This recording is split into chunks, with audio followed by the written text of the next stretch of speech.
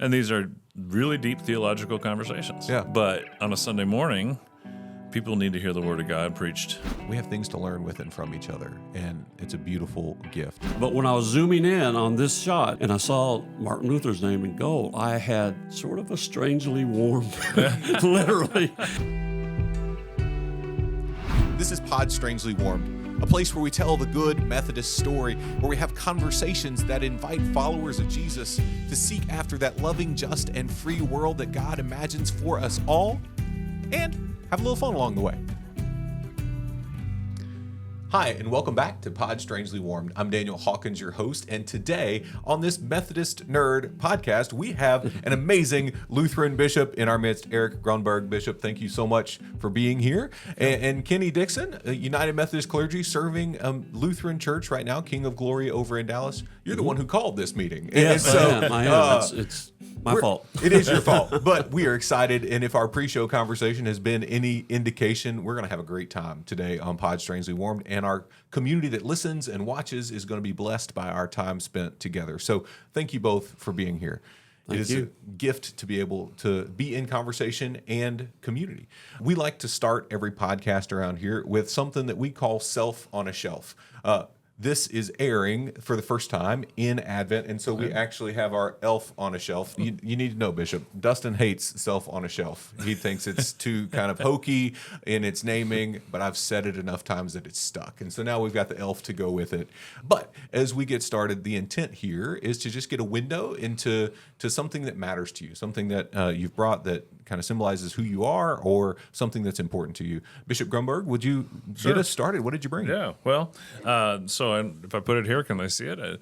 This is a Martin Luther bobblehead that I got when I was serving in my first call in Milwaukee, Wisconsin. So my wife Kendra and I graduated from seminary and were assigned to the Greater Milwaukee Synod of the ELCA and ventured off to a place we'd never been. And that was exciting and also a little scary. But we one of the things we did with that, we did outings and things. And one Sunday we went to Lutheran Day at the Milwaukee Admirals hockey team. Oh, very good. And part of the draw was they had these Martin Luther bobbleheads with the you can see the Admirals logo on there. Nice. Okay. And it sits on our shelf with some other bobbleheads and things we've collected. But I brought it today because it was the Admirals are a minor league club, AHL, so right below the NHL. I don't know if we have an AHL team around here. I'm not a real hockey guy, but I could never imagine the Dallas Stars doing a Martin Luther bobblehead night. Right. Because it's just not Texas culture, right? Lutherans we are a strange species here in many ways, whereas in Milwaukee and southeastern Wisconsin, they're much more of people actually know what the word Lutheran means. And so this is a good reminder for me that there are places like that and that we lived there once, but also that we're in a place that's very different and in a place that that doesn't necessarily recognize who we are. And that's an opportunity. It's also a challenge. Because we need to be able to define ourselves and who we are as Lutherans, but also then that brings us to doing things together with other denominations because we need to work together. So that's what I brought. Very good. He sits along with a bunch of Rangers bobbleheads now. Oh, there you go. Because my son is a big baseball fan. Very good. It's fun that you bring up the Rangers. We have not, to my knowledge, ever had a Methodist Stars night either, so they may not know who we are either. But the Rangers are more accommodating. We sometimes have Methodist night, or Horizon, Texas United Methodist night at the ballpark. We had it a couple of years ago, and Bishop Sines got to throw out the first pitch. Nice. And you'd be proud of him. He didn't skip it at all. So good first pitch. So I give him a lot of credit. I don't know if I could give him get the energy to do that. Well, I was going to send you an email to recommend that we have a Lutheran night. And we can do that. So you could go throw the first pitch. But I don't know if I just spend a couple weeks warming up.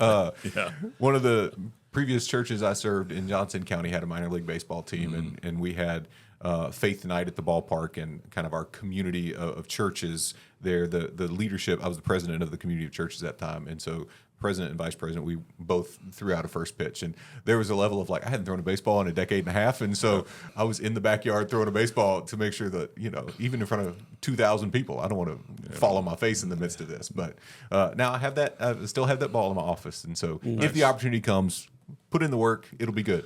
I have enough trouble throwing BP for my son, so. It's the same deal. It's the same motion.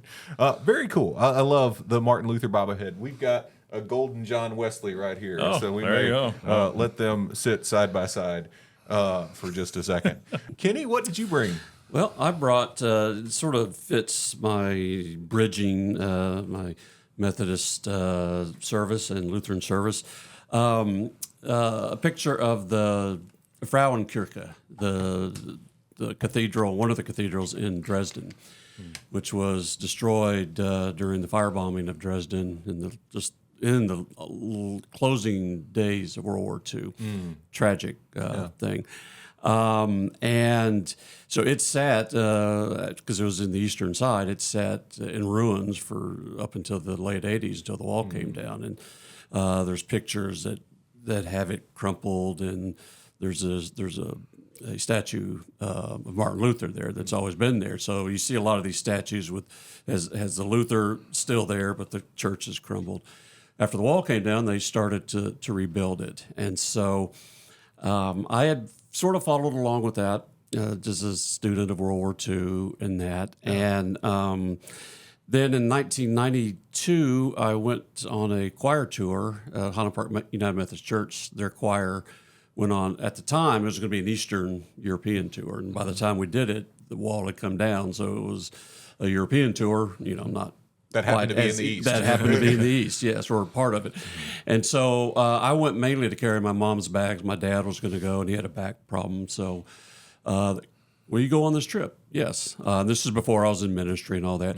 We were traveling and had lunch in Dresden, and they were just starting to rebuild. And when we drove in, we got out and had lunch. It was like you went into a fog. I mean, there was just no noise. It was just, you just still... in the early 90s, felt what had gone on there back in 1945. And they were just starting to build. We visited one of the cathedrals. I don't think it was Frauenkirche, as the other main cathedral. They were rebuilding and that. And so that just sort of stuck with me.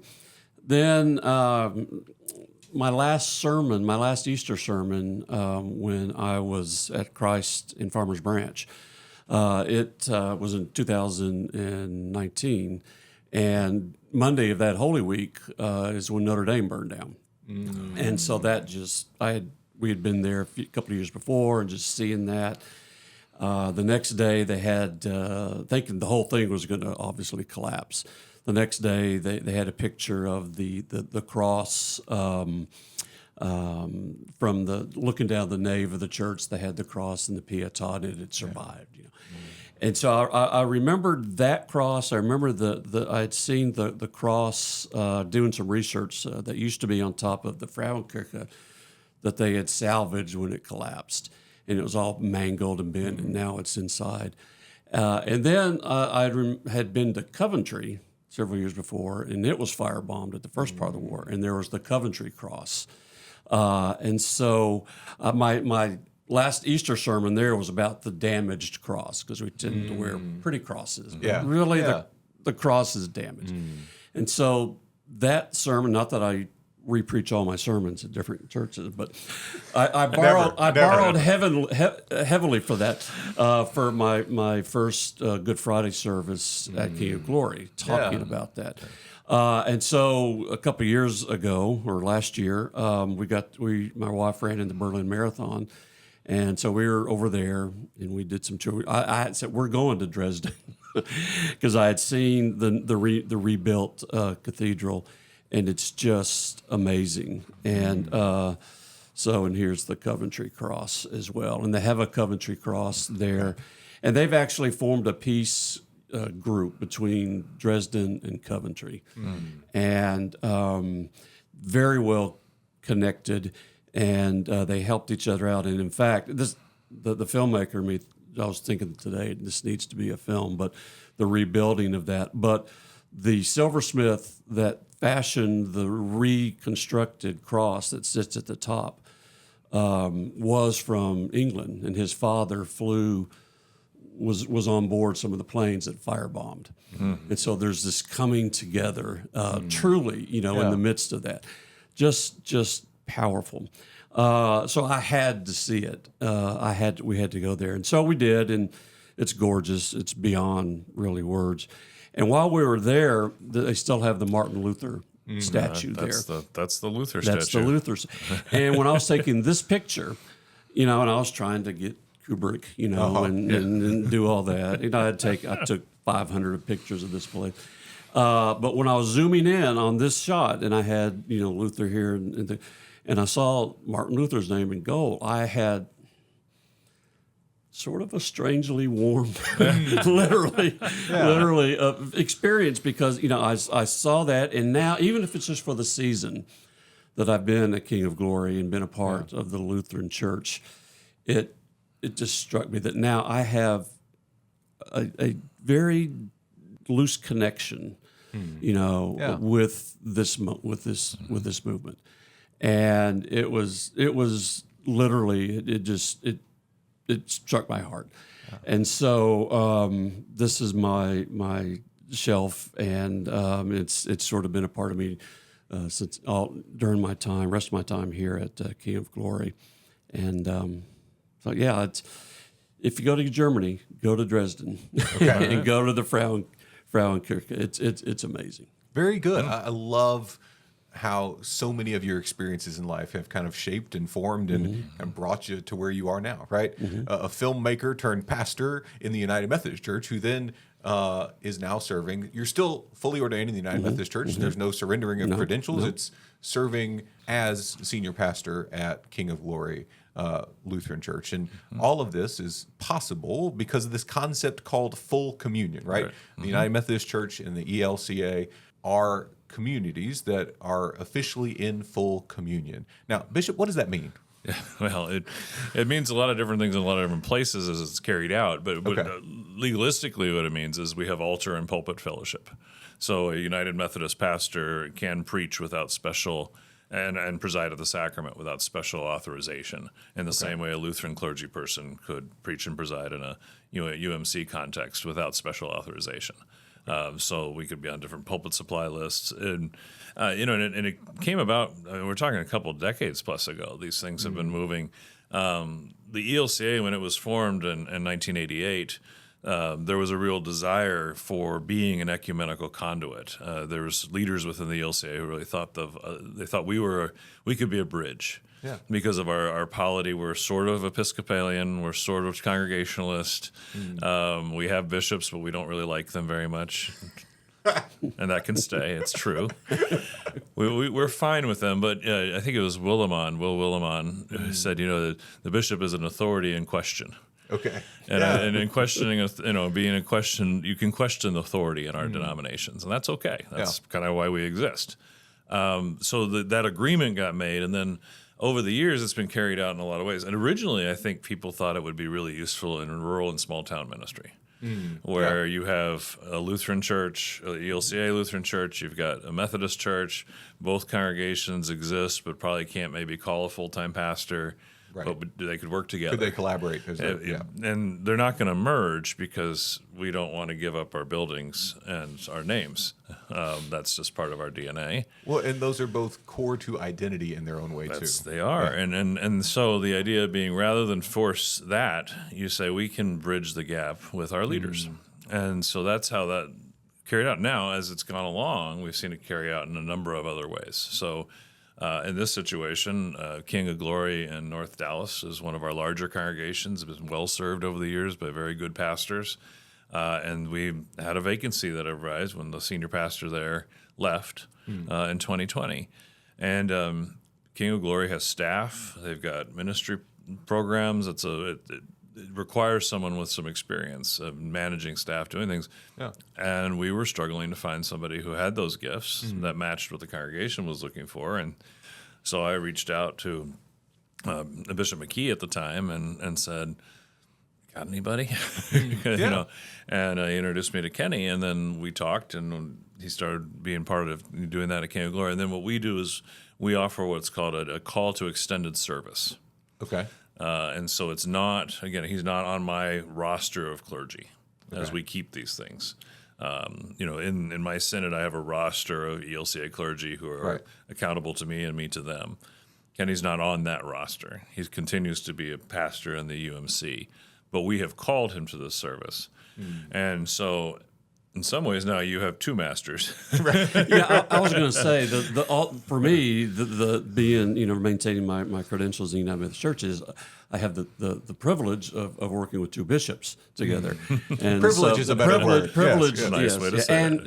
and pleasure. Actually. Yeah. And you fully participate in the conference life, and you are welcome and invited to participate in our synodical life. And it's been a huge blessing for us. And I'm not just saying that because Kenny's sitting here. It is. We have another situation out in West Texas where we have a retired Methodist pastor who's serving one of our congregations. He actually is married to the founding pastor of that congregation, or the great-granddaughter of the founding pastor of the congregation. Yeah. I should say that she's not that old. So they had a connection there, and they lived. So these things bear fruit. Yeah. And we're grateful for them, and we continue to look for opportunities for how we can partner with. We're in full communion with also the Episcopal Church USA, the Presbyterian Church USA. We've been in conversation with the Disciples Church. And basically, it's you work to find what do we agree on, and do we agree on enough that we can remain who we are, but agree that we can serve each other. Right. So we don't ask Kenny to give up the Wesleyan theology that he's been trained in and believes in, but in our understanding in the Lutheran Church, this is what we do, and are you okay with that? And so we have enough agreement. Kenny, how has your lived experience of this kind of being one of the faces of full communion in our North Texas area? Tell us a little bit. Let's just start at the beginning. How did you get connected to King of Glory to begin with? We know Bishop Gronberg called Bishop McKee, but where did you enter the story? Well, I would say it was sort of a God thing, certainly timing-wise. Back in 2019, Bishop McKee had asked that I go to another church. And at that time, I was a bit tired. My father was going on hospice, and our daughter, special needs daughter, was going to be doing some transitions. And I just couldn't comfortably commit to going to a new church and doing all the things you have to do that. So he allowed me to take an extension ministry in Crossroads Faith and Film, which is a mission or ministry I had started. I had tried to help and had worked with film companies to try to help them market to United Methodist churches, which is an underserved client, if you will. And so I took this as an extension ministry to help film companies market to, say, Methodist churches and other mainline denominations, and then also try to help churches program using film as a faith development tool. And I was just getting started on some stuff right about March of 2020. Okay. And COVID comes, and nobody's going to church, and so a lot of what I really intended to do it just wasn't possible. And so I was doing some supply preaching and teaching by Zoom, and I did that for about 2.5 years as an extension ministry. And after some time, I thought, well, maybe I could look at being an intentional interim. I know we have several folks that do that. And my sister, who's United Methodist clergy in Mississippi, suggested I would think about that. So I sent in, I let Cammie Gaston, who's the director of leadership in North Texas Conference at that point, know that I was interested. What do I have to do? And that was about a week before or after you had called Bishop McKee. And so our pages, sort of passed.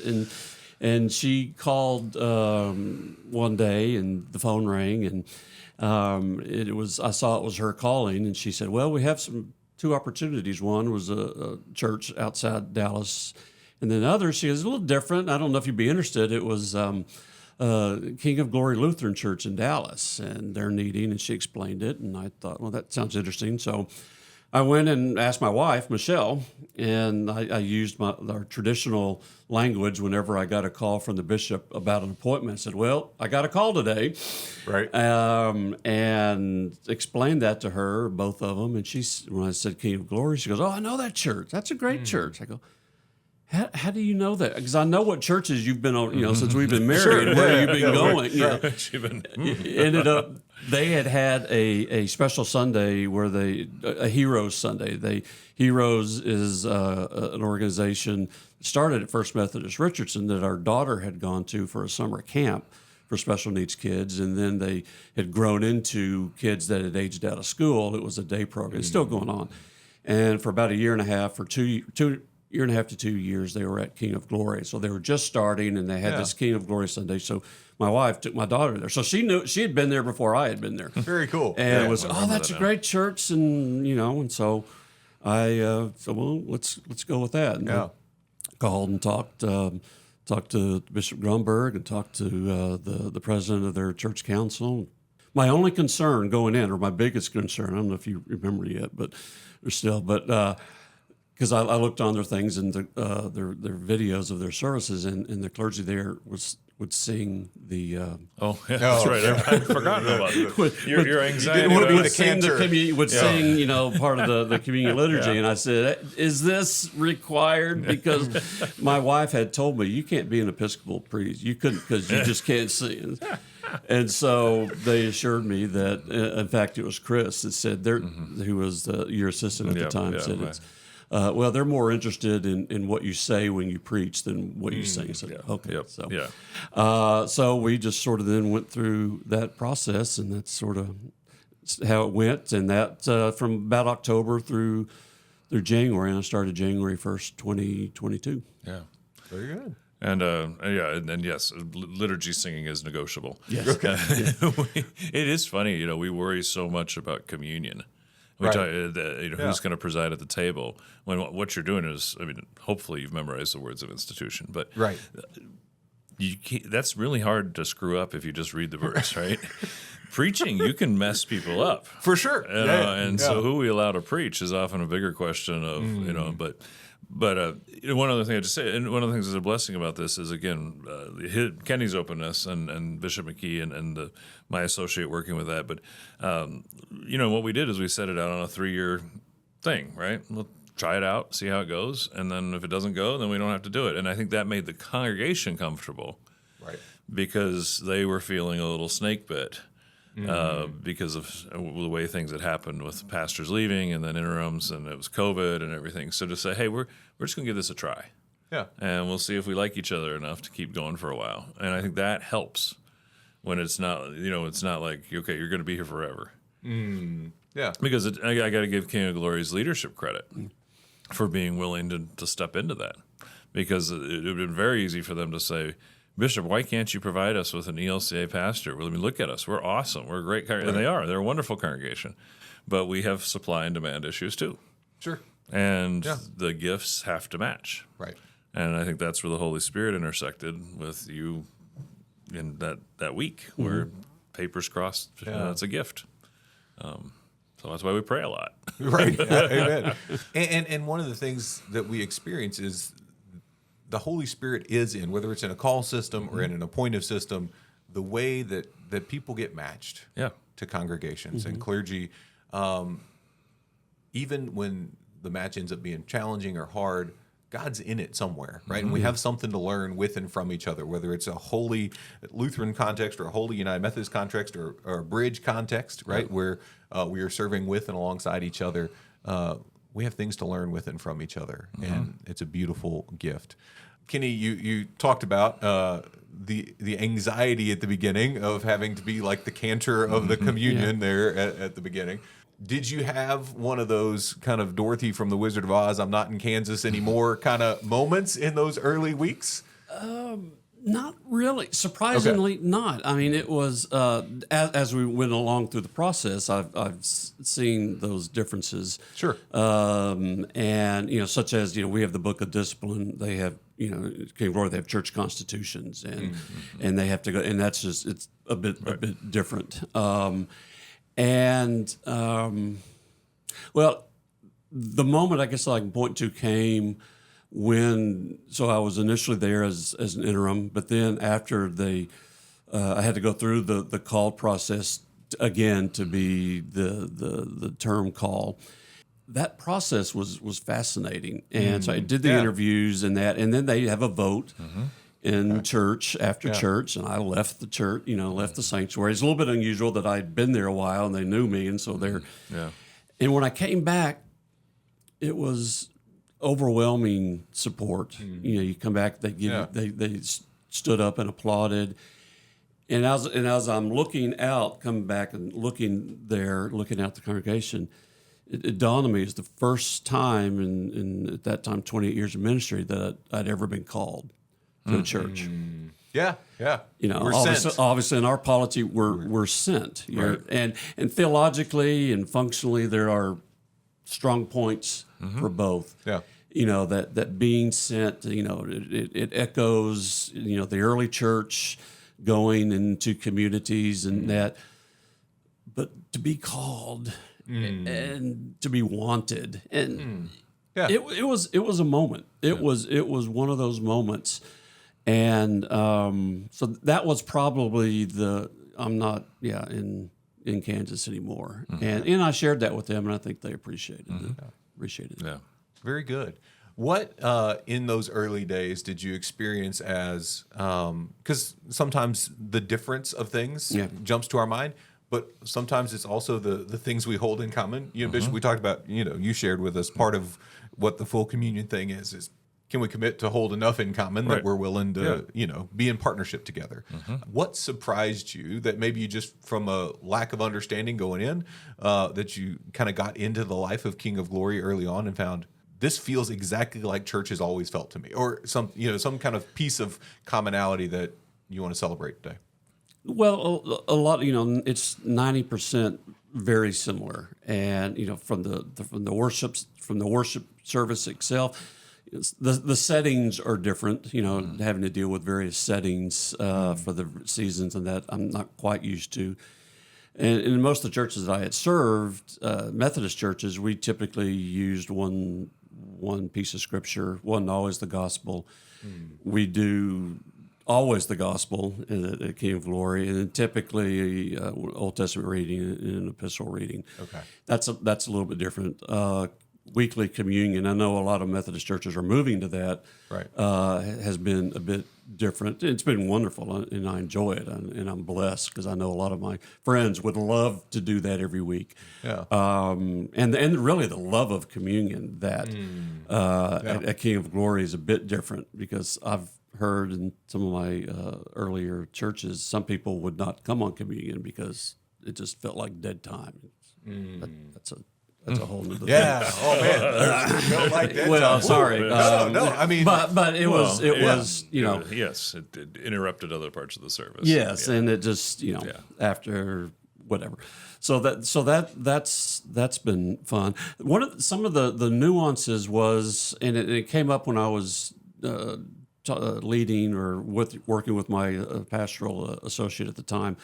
We were going through a new member class, and so I was explaining grace, and I sort of, maybe by accident or just habit, wandered into the Wesleyan understanding. Now, justifying and justifying grace, you know, they're spot on, you know, and Wesley, and I looked at some of his writings. He was, Luther was justifying, you know, he was.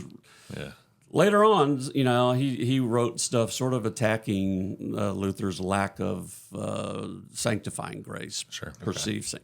And so I'd mentioned sanctifying grace and that, and I said, my pastoral associate later said, well, that's really not as much. Sanctification is really not large in the Lutheran world. So, your Methodist is showing. Yeah. And I jokingly, I tried to, even in preaching, not bring up the M word too much, but that was I guess sort of one of the things. And again, some of the polity and that. But my biggest fear initially, and it sort of lasted, was doing something that was just going to cause making a change or saying something that was going to cause everybody to go, you know, that I had touched some Lutheran third rail that I shouldn't do. And so I was always, we were lucky to have a worship coordinator. I was always asking, is it all right if we do, is that, yeah, it's fine. And so it took me a little bit of while to get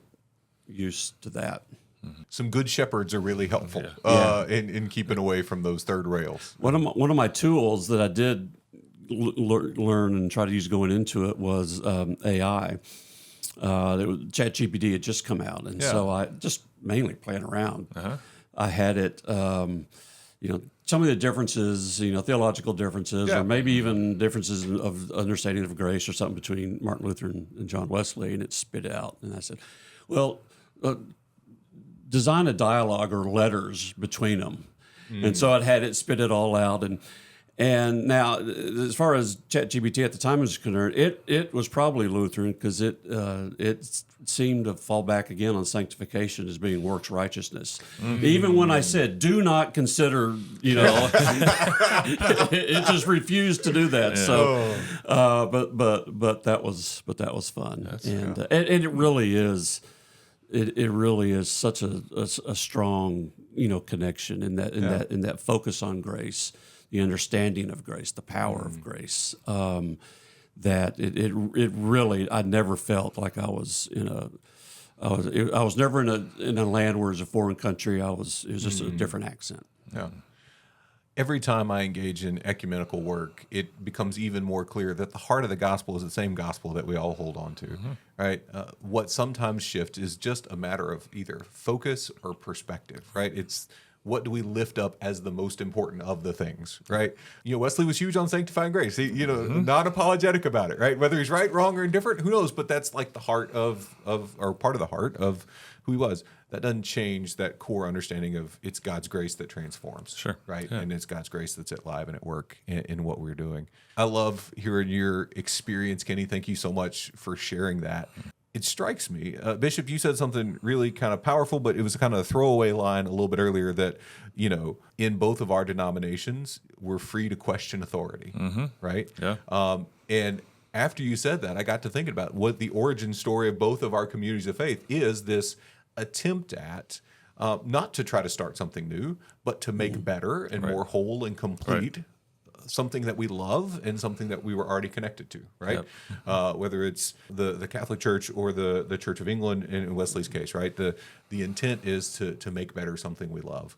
I'm wondering today, as we hear about this full communion relationship, this partnership, in a world where that seems to be marked by division and where sometimes asking the wrong question can get you smacked down one way or the other, is there something in this spirit of a willingness to get in good trouble, right? To quote the John Lewis, right? And work together, even if we're not 100% perfectly in common, we've decided there's enough in common to do some good. What is it in these full communion relationships that maybe bears witness to a culture that struggles to come together rather than pushing apart? Right. Well, I think that's the heart of the matter, and that was the goal. That's been the goal of the ecumenical movement. It was the goal of the folks in the ELCA who've started trying to get these relationships going, and then the leaders in the other denominations, including the Methodists, to show that unity, that we are, there's more that unites us than divides us. And we're working on this with the Roman Catholics. We're not quite there, and things change over time, but trying to work to say what binds us together. And, one of the things that binds us together is baptism. Right. And this is where we have a sticky point with some communities. Sure. With the BeUMC, we don't have a sticky point with baptism. We believe in one baptism, Right. And we believe in baptism in the name of the Trinity, and we move forward. And infant baptism is okay, and adult baptism is okay, but you don't have to rebaptize. We're doing it once. Yeah, you're doing it once, and that's enough. And you can remember it later, but Yes. or at least in the West. You can remember it. Well, we have affirmation of baptism for our young adults. That's kind of our passage thing that we do. But that's a sticky point with those who say, well, baptism is entry into the community. It's not a salvific act. The sacramental theology. Yeah. And at some point you have to say, okay, then we just don't agree. Yeah. I had a Baptist clergy person who was serving one of our extended ministries, and we talked about bringing him on the roster. And we got to the sticky wicket about ordination. And are you ordained by the church, or are you ordained by a congregation? Right. And in the Baptist tradition, and it's the congregation that ordains. And because of our relationships and also our theology, I'd say you have to be reordained because we believe it to be different. Yeah. And that happens. But that doesn't mean we don't believe in Jesus. Right. that doesn't, we're saved by grace. Yeah. It's a different way of understanding it. So, and even in Lutheran circles, we argue about this too. Sanctification can be a little bit of a third rail depending on what theological tradition within Lutheranism you're a part of. We have all sorts of metaphors for these things, but how do we believe that God acts? And there's one that we use. Are you a cat Lutheran or a monkey Lutheran? Okay, tell me more. So a cat Lutheran believes that God picks you up by the nape of your neck, as a mother cat picks up the kitty and carries them wherever they're going to go. Okay. The baby kitty has no role in this whatsoever. Okay. They are picked up and they are taken. A monkey Lutheran, the monkey mom, the baby monkey jumps on and holds on. And then the mom takes it, but you're holding on. Okay. Yeah. And there's a lot of debate. You have agency in that process. You jump on to begin with, you hold on. Yeah. You are doing something in that process. Yeah. And is that sanctification? Is that mom's taking us, but we're participating. Yeah. And these are really deep theological conversations. Yeah. And they matter. Yeah. But on a Sunday morning, people need to hear the Word of God preached in its truth and purity. Yeah. And we don't have to get to all the fine points. I think the cat Lutheran's more predestination than. Well, see, this is where you go, and the next thing You're coming. Yeah, you are going where. Well, Jesus said to Simon Peter, they're going to take you where you don't want to go. Right. That's right. I think one of the things that jumped out at me again, I've had these moments of connection in that, but it is fitting being in a Lutheran setting because we're here talking about being strangely warmed, and what was Wesley? Why was he going to Aldersgate to hear someone talk about a reading of Luther's introduction to Romans? Yep. So that when I remembered that, from my Methodism class, back in the past century, it was just again a reaffirmation that we are so connected, and in the midst of the differences, that just there are nuances. It shows the greatness of God, and that's been a big part of what's given me spirit, and has really been an important part of my ministry to see the expansive understanding, the expansiveness of God, that we have these different ways of saying and living out, the gospel. Yeah. That's really given me. It's been a wonderful season of my ministry. Amen. And we are thankful for your coming on to share with us this. As we come to a close today, I've kind of got one final question for you with a slightly different same basic question, but with a slightly different perspective. Kenny, what would you say to other United Methodist clergy persons if they ever get the call from their district superintendent that you got to say, we've got an opportunity? The opportunity is assent versus, we're used to our version of an opportunity means an opportunity to say yes, right? Yes. What would you say to one of your clergy colleagues in the United Methodist tradition if they got a call from their district superintendent with an opportunity at one of these full communion partnership pastoral appointments or calls? What would you say to them as they consider that unique call within the life of their ministry in the United Methodist Church? Yeah, I would say definitely do it. Assuming the health of the congregation and all that. But in terms of just the experience of being able to take who you've seen and what you've grown up in and your theological understanding and your background, and again, to see it and experience it in a way that's a little different, it really does offer an expansive opportunity to learn more about who we are, how we got to be as Protestants, obviously in the Lutheran tradition. And even in the differences, it gives us a better understanding of why, I'm Methodist, why I'm Wesleyan, and so I would do it. I would enjoy it. It's like going in on a trip to another land, and learn the tradition, experience it, and also one of the things I've also tried to do, and I hope that King of Glory has done, is when I do talk about Methodism, when we have Reformation Sunday, that was another thing that was new to me. It's right behind Easter, in the Lutheran Reformation Sunday, the last Sunday of October. I wear my Methodist stole, the one that I was ordained in. One, because it's red, but two, and it has the Methodist cross and flame, But I want the church to know that, for them to be excited about that me being there as a Methodist is a part of their heritage as well.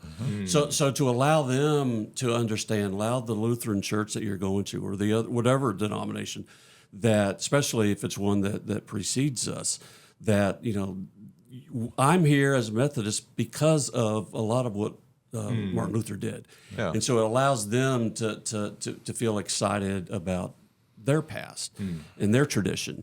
So I would recommend it and enjoy it. It will be an exciting fun time. Amen. Yeah.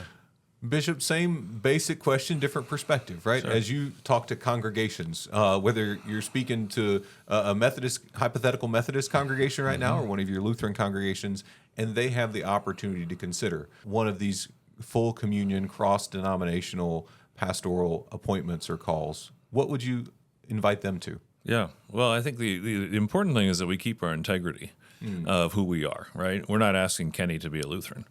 Right. That's not the question. And the same thing, we wouldn't ask a Methodist congregation to become Lutheran. That's not the purpose is how do we, again, come back to spread the gospel and care for the people of God. Yeah. But you can learn from one another. I mean, number one, in some situations, this is your option. Okay. Right? I mean, either for the pastor or for the congregation. Right. This is what we have for you today. And that's just a reality we're facing in the church. And I think we're facing it across denominations. But this is an opportunity to grow and learn. And again, we're not going to expect you to become something you aren't. But I think sometimes we think, all that stuff that happened in the 16th century, 500 years ago, that's old, dusty, musty. It matters what Luther and the Reformers wrote. Yeah. Our confessions as Lutherans matter to us. I mean, it is who we are. And Wesleyan writing the Book of Discipline, these things matter, and they define part of who we are. They don't have to limit us. Right. But we need to take them seriously, and we need to read them, and we need to study them. And I think especially in this context today that we are, as you mentioned, so divided and so divisive, what is it that we agree on? Yeah. And when I read the Augsburg Confession, I see a lot of things that I can agree with a lot of people on, and maybe even the Catholics someday. So it's an opportunity to do what we are sent to do, and I liked what you said about the difference in the sending versus the calling. It's a both and, right? But it is a little different, and so it can be very meaningful to say this congregation has called me, but at the same time, I'm still sending. Right. So it works the same way. But no, I've really appreciated, Kenny, hearing from you on this. We've talked a lot, but not in this kind of context. So thank you for sharing your experience. And again, on behalf of NTNL and King of Glory, we are deeply grateful for your service. And thank you. And for the way that you have stewarded that congregation. And now he's got a called Lutheran associate pastor. Okay. That's right. Which is a fascinating thing there, too. You guys work out your relationship. But yeah, blessing to be with you guys today. Thank you so much for the invitation. Thank you so much for being here, and on behalf of Bishop Sines here in the Horizon Texas Conference, Bishop Gronberg, we are incredibly thankful for your time and your willingness to help us grow in our understanding and connection of this unique part of our polity that we share. So thank you for your time. Kenny, thank you for your time. And thank you for being with us on Pod Strangely Warmed. Until next time, I'm Daniel Hawkins.